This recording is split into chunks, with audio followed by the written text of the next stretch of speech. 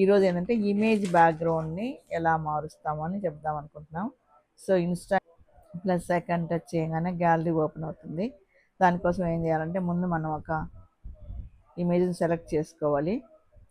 So select చేసుకున్న తర్వాత ఈ కట్అవుట్ ఉంది, మనం ఈ కట్అవుట్తోనే పని ఇప్పుడు. సో ఈ కట్అవుట్ ఆప్షన్ చేయాలంటే మనము ఈ డౌన్లోడ్ చేసి ఇంపోర్ట్ అయినటువంటి ఈ ఫోటో మీద టచ్ చేయాలి, అంటే అది సెలెక్ట్ అవుతుంది.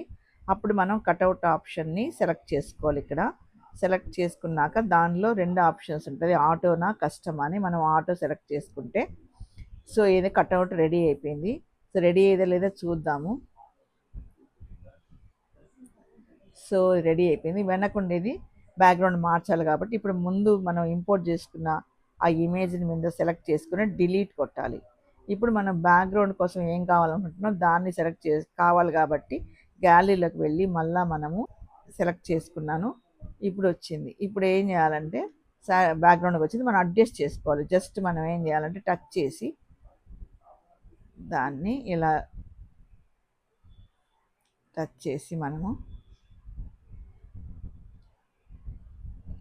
ఇలా అయినా చేయొచ్చు, లేదంటే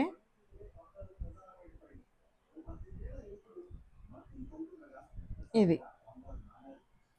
ఇలా అయినా, ఎలా కావాలన్నా మనం స్టైల్గా మనము ఒక ఇమేజ్ని బ్యాక్గ్రౌండ్ని సులభంగా మార్చుకోవచ్చు. ఈ టిప్ నచ్చితే మీకు లైక్ చేయండి, షేర్ చేయండి, సేవ్ చేసుకోండి. Thank you.